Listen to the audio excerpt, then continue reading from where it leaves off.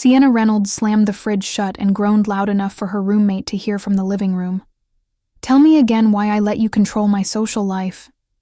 Melody, her best friend and chaos instigator, didn't even flinch. She was perched on the couch scrolling through TikTok, wearing a pink silk robe and a mischievous grin. "Because, darling, you're hopelessly single, and I'm invested in your romantic potential." Sienna rolled her eyes.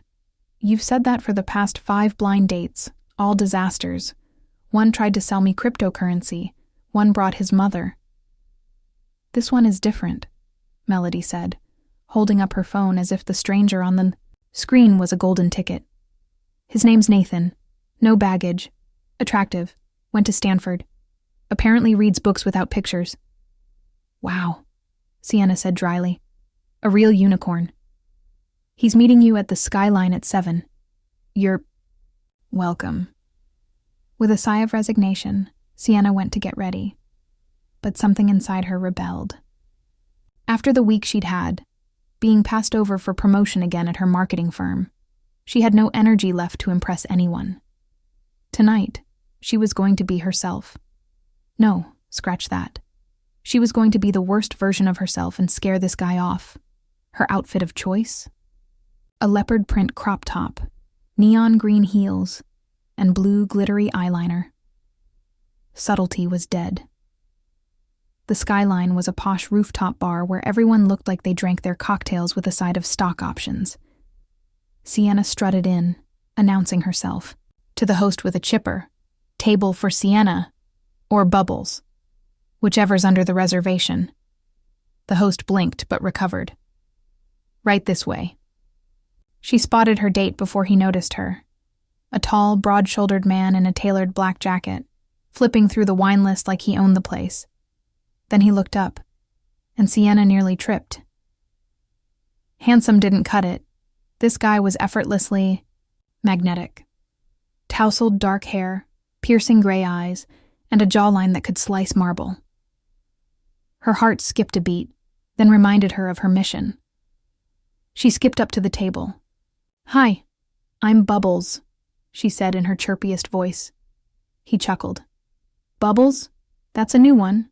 I'm Nathan." Sienna sat, determined to be the most bizarre date he'd ever had. "So, Nathan," she said, swirling her water like it was vintage Merlot. "How do you feel about pineapple on pizza?" He blinked. Not my favorite." "Deal breaker," she said solemnly. "Also, I'm an influencer, for socks. Weird socks. It's my passion." Nathan leaned back, amused. "That so?" She nodded. "My favorite pair has cats wearing monocles." To her dismay, Nathan didn't bolt. He actually enjoyed her nonsense. He laughed at her sock stories, played along with her absurd pigeon conspiracy theories, and even asked follow-up questions about her supposed career in interpretive dance therapy. By the end of the night, Sienna felt oddly lighthearted. When Nathan walked her to her car and gave her a casual, "Let's do this again sometime," she was too stunned to reply.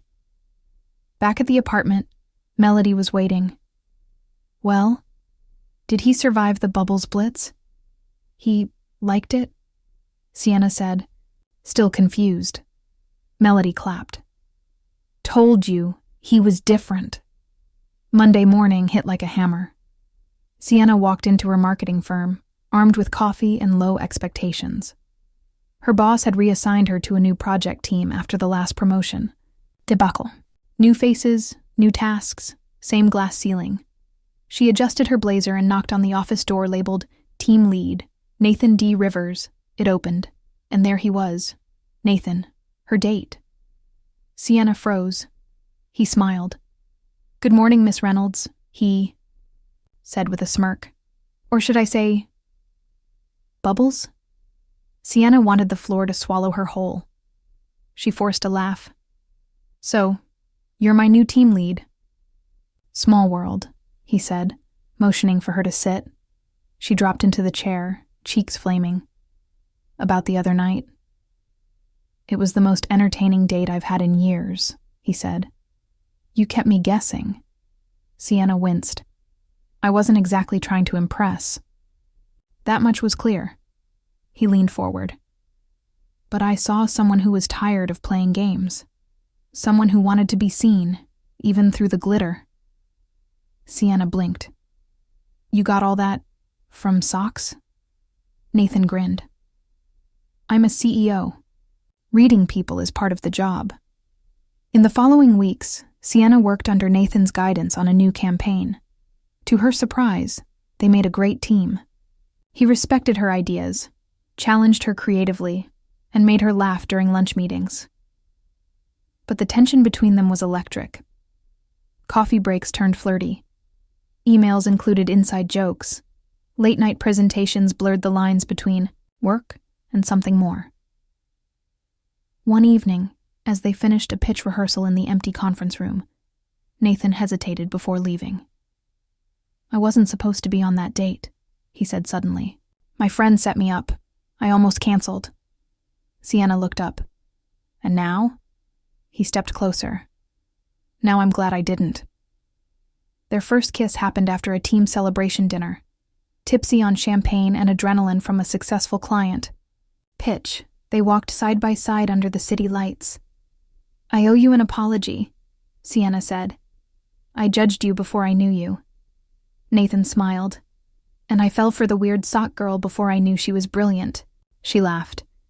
You sure you want to mix business and whatever this is? He took her hand. I'm willing to find out. Rumors swirled at the office. Sienna and Nathan tried to be discreet, but the chemistry was obvious. HR got involved. Whispers grew louder. Sienna, torn between her career and her heart, considered transferring teams, but Nathan stopped her. I don't want you to step back because of me, he said. You've earned your place here. But I don't want people thinking I got ahead because I dated the boss. He nodded. Then we do this right. Transparency. No secrets. They informed HR. Sienna stayed on the team, but Nathan recused himself from directly managing her. Their relationship became public, and to their surprise, most people supported them. The work didn't suffer. If anything, it thrived. And so did they. 1 year later, Sienna stood in front of her own team. She had just been promoted to Director of Creative Strategy. Nathan watched proudly from the back of the room. At the celebratory dinner that night, he raised his glass. To the woman who made me believe in blind dates and weird socks. Sienna grinned. To the CEO who fell for bubbles. They kissed, laughter echoing around them. It turned out acting ridiculous on a date wasn't such a bad idea after all. Sometimes love sneaks up on you. Glitter, pizza debates, and all.